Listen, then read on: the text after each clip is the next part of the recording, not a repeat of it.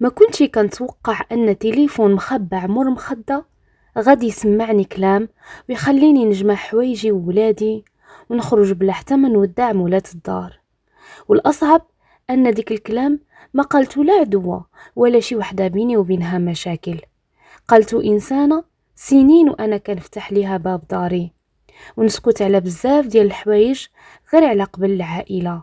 ولكن ديك النهار تسجيل واحد كان كافي باش نعرف شنو كان مخبي في القلب، ونقرر نسالي قصة عمرها 5 سنين بطريقة ما كان حتى واحد متوقعها. أنا فاطمة وهذه حكايتي. السلام عليكم، أنا فاطمة، في عمري 35 سنة. كنت أستاذة في الدولة، ورجلي أيوب كان خدام في القطاع الخاص. تزوجنا عن حب، والحمد لله كنا عايشين حياة هانية ومستقرة. كان عندنا دارنا وخدمتنا، وبجوجنا من عائلات مستورة وميسورة، يعني ما كان عندنا حتى شي ضغط مادي كبير، وكل واحد فينا كان مركز على حياته ومستقبله. حتى لواحد النهار جا لأيوب انتقال من الخدمة لواحد المدينة سياحية في الشمال. أنا في ديك الفترة كنت حاملة بولدي الأول تقريبا في الشهر الرابع. أيوب شافني بديت كنعيا مع الحمل والخدمة والوقوف، واقترح عليا أنني نخلي الوظيفة ونرتاح. والصراحة الخدمة كانت أصلا بدات كتقل عليا وما احتاجتش نفكر بزاف. قدمت استقالة وقلت الله يجعل البركة، دابا نهتم بصحتي وبولدي اللي في كرشي. أيوب سبقني للشمال وكرا لينا واحد الدار مزيونة قريبة للبحر، وأنا بقيت شوية كنعوض الأمور ديالي في الدار ديالنا الأصلية. ما بغيناش نخليوها خاوية، فكريناها لواحد السيدة محترمة هي ووليداتها، وولات هاد الدار كتدخل لنا فلوس الكرا كل شهر. ومن بعد جمعت حوايجي ومشيت باش نبدا حياتي الجديدة مع رجلي. في هاد الانتقال الأخ ديالي ومراته وقفوا معايا وقفة عمري ننساها. كنت حاملة ومتقلة، مرات خاي ما كانتش كتخليني تقريبا نعمل حتى شي حاجة، هي كتطيب وتنظف وتعوض الدار، والأخ ديالي كيخرج يجيب الخضرة وأي حاجة كانت ناقصة. بقاو معايا أكثر من 20 يوم، حتى أيوب كان مرتاح للوجود ديالهم وبقى كيطلب منهم أنهم يزيدوا يبقاو معايا شوية، ولكن في الأخير رجعوا لحياتهم. دازت الشهور وولدت وليدي الأول بخير. جات عندي ماما وبقات معايا 15 يوم تقريبا. صراحة وقفات معايا حتى رجعت صحتي وبديت كنتأقلم مع الأمومة. ومع مرور الوقت الولد ديالي بدا كيكبر، وأنا صراحة بدا كيدخلني شوية ديال الروتين. مدينة جديدة ورجلي خدام وأنا معظم النهار في الدار. بديت كنحس بالقنطة، قلت لأيوب خاصني شي حاجة نشغل بها راسي. كان قرب لينا واحد الروض كانوا كيعملوا فيه الدعم المدرسي في العشية، فمشيت عندهم. وملي عرفتني المديرة أنني كنت أستاذة سابقة في الدولة رحبت بيا، ووليت كنزيد سوايع مع الوليدات في الفرنسية وبعض المواد. كنت كندخل تقريبا 1400 حتى 1500 درهم في الشهر.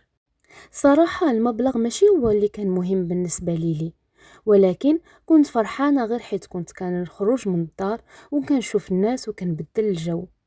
بدات حياتي كتستقر من جديد حتى حملت للمرة الثانية. الحمل الثاني الحمد لله داز بخير، وفي شهر 6 ولدت ولدي الثاني بعملية قيصرية. كنت كنظن أن أصعب حاجة غادي ندوز منها في داك الصيف هي العملية، الرضاعة والصهير بين جوج وليدات، ولكن ما كنتش عارفة أن المشكل الحقيقي عاد غادي يبدأ، وأن هاد الولادة بالضبط هي اللي غادي تبدل علاقتي بعائلة رجلي للأبد. كنت يلا خارجة من الكلينيك من بعد ما ولدت بعملية قيصرية، حتى كتعيط لي لوستي نادية وكتقول لي أنها غادي تجي عندي باش تقابلني وتعاوني حتى نوقف على رجلي. صراحة ما نخبعش عليكم، عجبني الحال بزاف. قلت مزيان تجين عندي تعاوني وتونسني في نفس الوقت. نادية ما جاتش بوحدة، جابت معاها بنت اللي تقريبا في عمرها 7 سنين، ولدها اللي عنده شي 8 سنين ونص. قلت ماشي مشكل، ولادها ضروري تجيبهم معاها وفي نفس الوقت يونسوا ولدي الكبير. في هاد الوقت كانت معايا ماما اللي كتعاوني. ونادية من النهار الاولاني اكتشفت انها ما جاتش باش تعاوني او تونسني، هي جات باش دوز العطلة. كانت كتنعس حتى ل 12 ديال النهار، وولادها كيفيقوا مع 8. وهنا كيبدا المهرجان. وليداتها كيدخلوا للكوزينة وكيفتحوا الثلاجة ويخرجوا منا الخبز والكيك والشوكولات والفرماج، ومن بعد كنجبر الفتات في الصالون والشوكولات في الاتات والماكله في الكولوار، وانا يلا خارجه من عمليه وبالدراع كنقدر نوقف على رجلي. وماما اللي جات اصلا باش تقابلني انا وولدي الصغير جبرت راسها كتقابل دار كامله. مع الايام الاعصاب بداو كيأثروا عليها حيت عندها السكر والضغط، وقالت لي قبل ما تمشي بنتي خاص ايوب يجيب لك شي مرة تعاونك، حيت انتينا اصلا محتاجه اللي قبلك ماشي عاد تزيد تقابل الناس. قلت في خاطري ماشي مشكل، غير يدوز السبوع ويتفرق الجمع ونادية غادي ترجع للدار ديالها. داز السبوع مشاو الناس وبقات نادية. داز الاسبوع الاول والثاني والثالث ونادية بقى معايا في الدار.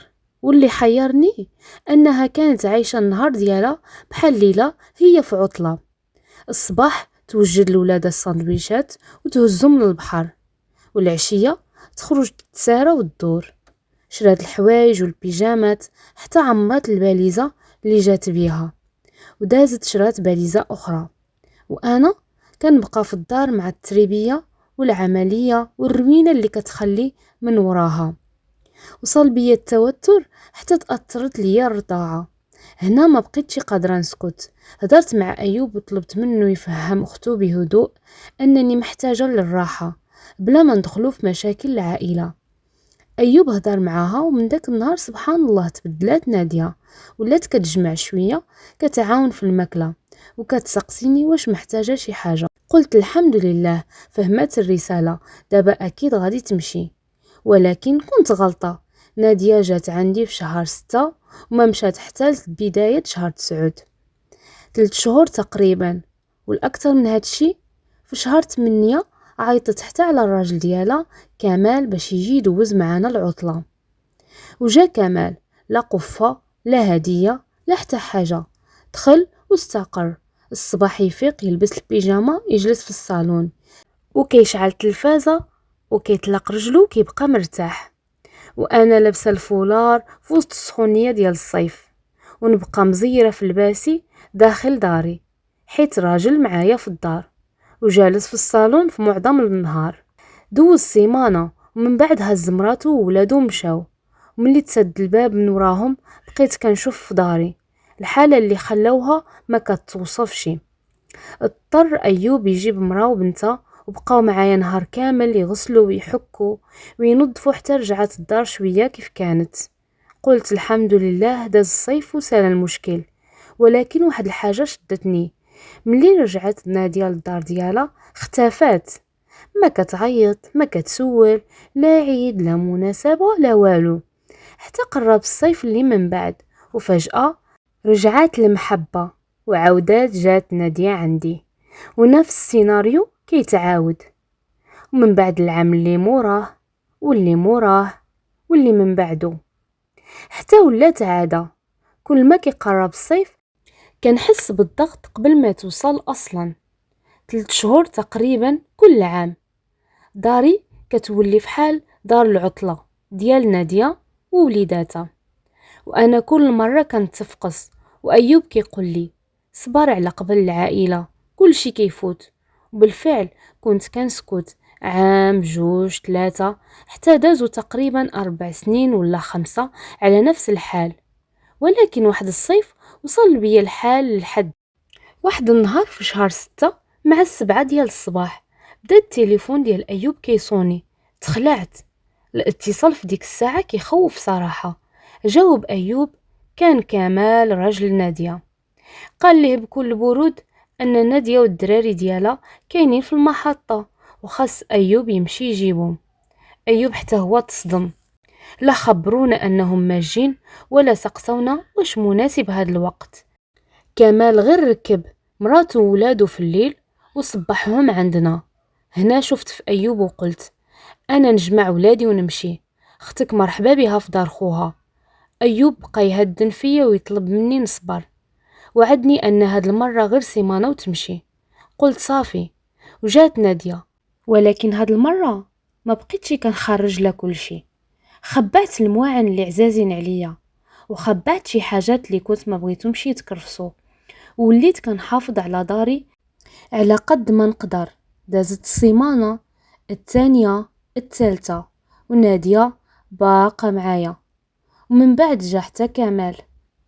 بل أكثر من هادشي، قال لأيوب ياخد العطلة حتى هو باش يدوزو الصيف مجموعين. هنا فهمت الحقيقة، هاد الناس ما بقوش كيشوفوا راسهم ضياف. بالنسبة لي لهم الدار ديالنا ولا جزء من برنامج العطلة الصيفية ديالهم. وداز ديك الصيف بصعوبة، ولكن في الداخل ديالي كنت حاسمة، العام اللي ماجي ما غاديش يتعاود هاد الشي.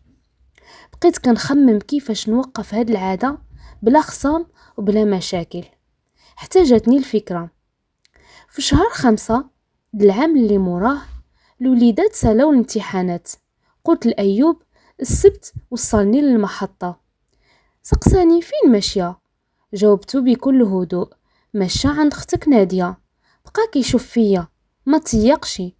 قلت له سنين وهي كتجي عندي، هاد المرة انا اللي غادي نمشي عندها. جمعت حوايجي وحوايج وليداتي وقلت لأيوب حاجة وحدة، عافاك ما تخبرهمش انني ماشى عندهم حتى نقرب نوصل. ركبت في التران، وملي قربت للمدينة عيط أيوب الكمال وقال له يجي يديني من المحطة. كمال تهرب بحجة الخدمة وقال ناخد تاكسي، ماشي مشكل. وصلت لدار نادية، طلعت. من أول ما دخلت شفت حاجة خلاتني نعرف أن الزيارة ديالي ما جاتش في الوقت ديالها. الفاليزات ديالها كانوا مجموعين حدا باب الدار. ملي شافتني تبدل الوجه ديالها، وفي الحين قالت أن حماتها مريضة، أنها كانت ماشى عندها. ابتسمت وقلت لها باختصار ماشي مشكل نمشيو كاملين. بان عليها التقلق، ولكن ما كان عندها ما تعمل. دخلت أنا ووليداتي، وقررت من داك النهار نعيش عندها بنفس الراحة اللي كانت كتعيش بها عندي. ماشي ننتقم منها ولا نخسر ليها الحوايج ديالها، غير ما بغيت نكون الضيفة اللي خايفة أنني نتقل عليها. بغيت نرتاح، نخرج ونرجع وقت ما بغيت.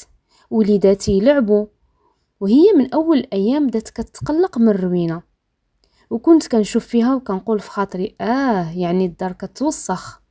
مشينا حتى لعند حماتها اللي قالت أنها مريضة، ولقيت المرأة الحمد لله واقفة على رجليها وبصحتها. ما قلت والو. رجعنا لدار نادية، ومع الأيام بان لي أن الوجود ديالي بدا كيضغط عليها. مرة كتسقسيني شنو بغيت ناكل، ومرة كتبين لي أنها عيانة وما فيها اللي طيب، ومرة كتقلق من وليداتي. أنا كنلاحظ وكنسكت.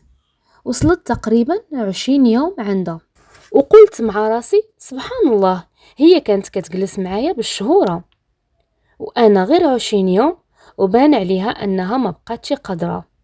ولكن ما كنتش عارفة شنو كتقول مورايا. حتى جا واحد النهار كنت في الحمام كنغسل لولدي، سكت الماء واحد اللحظة وسمعت نادية في الصالون كتهضر في التليفون. ما عرفتش علاش، ولكن شي حاجة في الداخل ديالي قالت لي سجلي. خرجت بهدوء، هزيت التليفون ديالي وشعلت التسجيل الصوتي وخبعته مور مخدة في الصالون.